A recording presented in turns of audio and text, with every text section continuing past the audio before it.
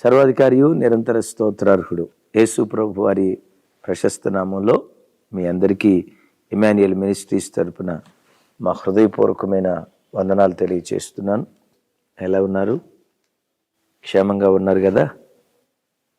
ఆయన రక్తంతో కడగబడిన ఆయన పిల్లలైన మనం ఎప్పటికీ అన్నిటికీ క్షేమంగానే ఉంటాం. కారణం, మనం ఆరాధించే దేవుడు మన క్షేమాధారుడైన దేవుడు. ఒకవేళ నీ బ్రతుకులో ఈరోజు క్షామాన్ని అనుభవిస్తున్నావేమో, ఈ క్షామం, కన్నీరు, కలవరం ఎల్లకాలం ఉండదు. ఎక్కడ క్షామాన్ని అనుభవించావో నమ్ము, అక్కడే కృపాక్షేమాలతో దేవుడు నిన్ను ఆశీర్వదించునుగాక. మంచిది. ఈ దినం దేవుని వాక్యాన్ని ధ్యానించే ముందు మిమ్మల్ని అందరినీ ఒక చిన్న మాట అడిగి వాక్యంలోకి వెళ్ళాలనుకుంటున్నాను. నిన్నటి దినాన దేవుని సన్నిధిలో ప్రార్థన చేసుకోగలిగారా? కనీసం ఒక అర్ధగంట అయినా ప్రభు సన్నిధిలో గడిపారా? మరో ప్రశ్న, దైవ సన్నిధిలో ప్రతి దినం దేవుని వాక్యాన్ని చదువుకునే ఆ దైవికమైన క్రమశిక్షణ కలిగి దేవుని సన్నిధిలో బ్రతకగలుగుతున్నారా? రోజు కనీసం 4 అధ్యాయాలైనా చదివే ఆ దైవికమైన అలవాటు కలిగి దేవుని సన్నిధిలో మీరు బ్రతకగలుగుతున్నారా? ఎందుకు మన వాక్యం చదవాలి? వాక్యం చదవకపోతే, వాక్యం చదివితే మన జీవితాల్లో కలిగే మన జీవితాల్లో కలిగే ఆ మార్పులేంటి అని చూస్తే, పరిశుద్ధ గ్రంథమైన బైబిల్లో వాక్యాన్ని జీవాహారంతో పోల్చింది. లోకంలో శరీర సంబంధమైన ఆహారం శరీరాన్ని పోషించడానికి ఉపయోగపడుతుంది. ఒకవేళ ఆహారం తినకపోతే శరీరం బలహీనమైపోద్ది కదా, శరీరం బక్కచిక్కిపోతుంది కదా. అదే దేవుని వాక్యం కూడా జీవాహారం. ఆత్మలో నువ్వు బలవంతుడు కావాలంటే ప్రతి దినం దేవుని వాక్యాన్ని మనం చదివేటువంటి వారిగా ఉండాలి. క్రైస్తవ ప్రపంచంలో జార్జ్ ముల్లర్ గారు గొప్ప దైవజనులు. ఆ దైవజనులు తన జీవిత కాలంలో 200 సార్లు బైబిల్ చదివి పూర్తి చేశాడట. విచిత్రం చూడండి. ఆ భక్తుని జీవితంలో 200 సార్లకు పైగా బైబిల్ చదివి పూర్తి చేస్తే, నీ భక్తి జీవితంలో కనీసం ఒక్కసారి కూడా బైబిల్ చదివి పూర్తి చేయకపోతే ఎంత దైవాసక్తి లేని స్థితిలో మనం ఉన్నామో ఆలోచించండి. ఆ దైవజనుడు 100 పర్యాయాలు బైబిల్ చదివి పూర్తి చేసిన తర్వాత ఈ సంగతి అనేకులు ఎరిగి ఆయన ఎద్దకు వచ్చి ఒక మాట అడిగారు. అయ్యా జార్జ్ ముల్లర్ గారు, 100 పర్యాయాలు బైబిల్ చదివి పూర్తి చేశారు కదా, బైబిల్ను గూర్చి నీకున్న జ్ఞానం ఎంత? బైబిల్లో నీకున్న జ్ఞానం ఎంత అంటే, ఆయన చిరునవ్వు నవ్వుతూ ఏమన్నాడు తెలుసా? సముద్రంలో నీటి చుక్క ఎంతో, బైబిల్ గురించి నాకున్న జ్ఞానం అంతా అన్నాడట. 100 సార్లు చదివిన వాడికే సముద్రంలో నీటి చుక్క ఎంతో, బైబిల్ గురించి జ్ఞానం నాకంతా అన్నాడంటే, చెల్లి, తమ్ముడు, ప్రియతల్లి, అన్న, జీవితంలో కనీసం ఒక్కసారి కూడా నువ్వు బైబిల్ చదవకపోతే మరి బైబిల్ గురించి నీకున్న జ్ఞానం ఎంతో ఒకసారి ఆలోచించు. ఎంత సిగ్గుగా మనకు అనిపిస్తుందో కదా. ఆ భక్తుని యొక్క జ్ఞానం ఎదుట మన భక్తి తేలిపోయేటట్లుగా ఉంటుంది కదా. అందుకనే ఈ రోజు నుండి వాక్యం చదవటం ప్రారంభించు. జీవితకాలం అంతటిలో ఒక్క పర్యాయం కూడా బైబిల్ చదివి పూర్తి చేయని ఆ దైవాసక్తి లేని ప్రజలు ఎంతోమంది లోకంలో ఉన్నారు.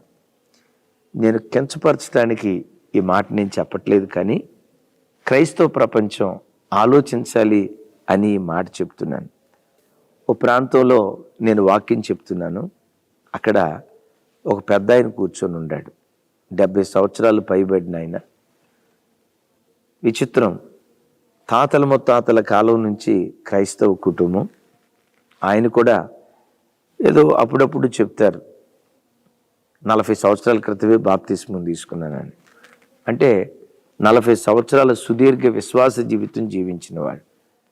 నేను ఆ రోజు వాక్యం చెప్తా, యాకోబు 2:13 అన్నా. ఆ పెద్ద ఆయన ఆదికాండం వెతుకుతున్నాడు. నాకు డౌట్ వచ్చింది. 70 సంవత్సరాలు పెద్ద ఆయన కదా, కాస్త వినపడలేదేమో, పెద్ద వయసులో కాస్త చెవుడు ఉంటుంది కదా, వినపడలేదేమో అని కాస్త స్వరం పెంచి యాకోబు 2:13 అన్న. ఆయన ఆది కాండమే వెతుకుతున్నాడు. ఇక అప్పుడు నాకు కన్ఫర్మ్ అయింది, ఈయనకి డెఫినెట్గా చెవుడే ఉందిరా, చెవుడు కూడా బాగా తారాస్థాయిలో ఉన్నట్లుంది, అందుకని వినపట్లేదని ఈసారి పెద్దగా యాకోబు 2:13 అన్న. ఆయన నా వైపు చూసి, అయ్యగారు ఎందుకు అయ్యగారు అంత పెద్దగా చెప్తారు, మాకు వినపడదనుకున్నారా అన్నాడు. అరే వినపడదనుకున్నారా అని అంటున్నాడు, వినపడుతుంది అంటున్నాడు, మరి ఆది కాండం వెతుకుతున్నాడని నేను చూసి ఆయనతో అన్నా, అయ్యా ఆది కాండం వెతుకుతున్నారు ఏంటి అయ్యా అన్న. ఆయన నా వైపు అంతే సీరియస్గా చూసి అంటాడు, యాకోబు ఉండేది ఆది కాండంలోనే కదండి అంటున్నాడు. విన్నారా? యాకోబు ఉండేది ఆది కాండంలోనే కదండి. నేను యాకోబు 2:13 అంటే ఆది కాండం వెతుకుతున్నాడు అంటే క్రొత్త నిబంధనలో ఒక యాకోబు భక్తుడు ఉన్నాడని, ఆ యాకోబు ఒక పత్రిక రాశాడు అన్న ఆ దైవికమైన జ్ఞానం. చూడండి, ఈ కాలంలో కూడా చాలామంది క్రైస్తవులు, అందరూ అని చెప్పను, అనేక మంది క్రైస్తవులు వార్తాపత్రికలు చదవటానికి చూపించినంత ఇంట్రెస్ట్, వారపత్రికలు వీక్లీ మ్యాగజైన్స్ చదవటానికి చూపించినంత ఇంట్రెస్ట్, మెసేజ్ వస్తే చాలు వెంటనే కళ్ళట్లా తిప్పి ఏమొచ్చిందా మెసేజ్ అని వాట్సాప్ చూడటానికి చూపించినంత ఆసక్తి కొంతమంది ప్రజలు దేవుని వాక్యాన్ని పట్ల ఆసక్తి చూపించలేకపోతున్నారు. దేవుని వాక్యం అనే ఆహారం ఒక క్రైస్తవుడు భుజించకపోతే ఏం జరుగుతుంది? ప్రతిరోజు వాక్యాన్ని భుజిస్తే ఏం జరిగింది? చూడండి, యోవేలు గ్రంథం 2వ అధ్యాయం 18వ వచనం. మేతలేక పశువులు బహుగా మూలుగుచున్నవి, ఎడ్లు మందలుగా కూడి ఆకలికి అల్లాడుచున్నవి, గొర్రె మందలు చెడిపోవుచున్నవి. విన్నారు ఈ మాట? మేత లేక గొర్రె మందలు చెడిపోవుచున్నవి, చెదిరిపోవుచున్నవి కాదు. విన్నారు ఈ మాట? చనిపోవుచున్నవి కాదు, వ్రాయబడిన మాట గొర్రె మందలు చెడిపోవుచున్నాయి. గొర్రెల మంద లేక గొర్రె మంద దేనికి గుర్తు? గొర్రెల మంద సంఘానికి గుర్తు, గొర్రె ఒక్కొక్క విశ్వాసికి గుర్తు. ఎందుకు అనేక మంది విశ్వాసుల ఆత్మీయ జీవితం చెడిపోతుంది? ఒకప్పుడు మంచి భక్తి జీవితం జీవించిన వాళ్ళు, మంచి భక్తి జీవితం బ్రతికినటువంటి వాళ్ళు కొంతకాలం తర్వాత ఎందుకు ఆధ్యాత్మిక జీవితంలో చెడిపోతున్నారో తెలుసా? మేతలేక. విన్నారా? మేత లేకపోతే, ఏ సంఘంలో బలమైన వాక్యపు మేత దొరకదో, ఏ దైవజనుడు దేవుని దగ్గర కనిపెట్టి సంఘానికి బలమైన మేతను అందించడో, ఆ సంఘంలో ఉన్న గొర్రెలు చెడిపోవటం ప్రారంభిస్తాయి, యవనస్తులు చెడిపోవటం ప్రారంభిస్తారు. మేత లేక గొర్రెల మంద చెడిపోతుంది అంటాడు భక్తుడు ఇర్మియా విలాప వాక్యాల్లో. మేత లేకపోవటాన్ని బట్టి ఏం జరిగిందో మాట్లాడుతూ అంటాడు. విలాప వాక్యాలు 1వ అధ్యాయం 6వ వచనం. సియోను కుమారి సౌందర్యం అంతయు తొలగిపోయిను, దాని అధిపతులు మేతలేని దుప్పుల వలె ఉన్నారు, వారు బలహీనులై తరుము వారి ఎదుట నిలవలేక పారిపోయిరి అంటాడు. విన్నారు ఈ మాట? సియోను కుమారి సౌందర్యాన్ని కోల్పోయిందట. ఎందుకో తెలుసా? వాక్యమనే మేత భుజించకపోవటాన్ని బట్టి. ఈ వాక్యం వింటున్న దేవుని బిడ్డ, ఒకప్పుడు నీ భక్తి జీవితంలో నీవెంతో సౌందర్యం కలిగిన వాడివి. పరిశుద్ధత అనే సౌందర్యం, సాత్వికము దీనత్వం అనే సౌందర్యం, ఆభరణ భూషితురాలిగా ఒకప్పుడు దేవుని సన్నిధిలో నువ్వు కనపడుతూ ఉండేదానివి. సౌందర్యం కోల్పోవటానికి కారణం ఏంటో తెలుసా? వాక్యమనే మేతను భుజించలేక. ఎంత సౌందర్యం కలిగి ఉన్నారంటే, జింక లేక దుప్పి ఎంత సౌందర్యంగా ఉంటుందో, బైబిల్లో దుప్పిని అందానికి సౌందర్యానికి ప్రతీకగా వాడతారు కదా. ఆ సౌందర్యం అంతా కోల్పోవటానికి కారణం మేత లేక అంటాడు. తర్వాత వారు బలహీనులైపోయారు. ఆధ్యాత్మికంగా బలహీనులై దుష్టుడైన సాతానుని ఎదిరించలేక వీళ్ళు పారిపోతున్నారు మాట్లాడుతున్నాడు. ఈ వాక్యం వింటున్న నీ జీవితంలో చెడిపోవటానికి కారణం, సౌందర్యాన్ని కోల్పోవటానికి కారణం, బలహీనుడు అవటానికి కారణం, సాతాను చేతిలో ఓడిపోవటానికి కారణం మేత లేక. ఏ మేత? నేను ఇంట్లో దొరికే చికెన్ బిర్యానీ గూర్చి కాదు, మటన్ బిర్యానీ గూర్చి కాదు తమ్ముడా. మన ఇంట్లో వాటికి ఏం కొద్దివేం కాదు. దేవుడు గిన్నె నిండి పొంగి పొర్లేటట్లుగా ఆశీర్వదించాడు. ఆ మేత గురించి కాదు. వాక్యపు మేత లేక గొర్రెల మందరు చెడిపోతున్నాయి. ఎవరి తమ్ముడు, ఎందుకు ఆధ్యాత్మిక జీవితం గాడి తప్పుతుందో తెలుసా? ఆత్మీయ సౌందర్యాన్ని ఎందుకు కోల్పోతున్నావో తెలుసా? వాక్యమనే మేతను భుజించక నడుంగట్టుకో, పౌరుషం తెచ్చుకో. ఈ రోజు నుండి అయినా ప్రతి దినం దేవుని వాక్యాన్ని చదవటం ప్రారంభించు. దేవుని వాక్యాన్ని చదివితే ఏం జరిగిద్దో, చదివిన ఒక వ్యక్తి జీవితం ఎలా మారిపోయిందో చూడండి. యేస్కేలు గ్రంథం 3వ అధ్యాయం 1వ వచనం నుంచి 3వ వచనం వరకు. మరియు నాతో ఎలాగూ సెలవిచ్చెను, నరపుత్రుడా,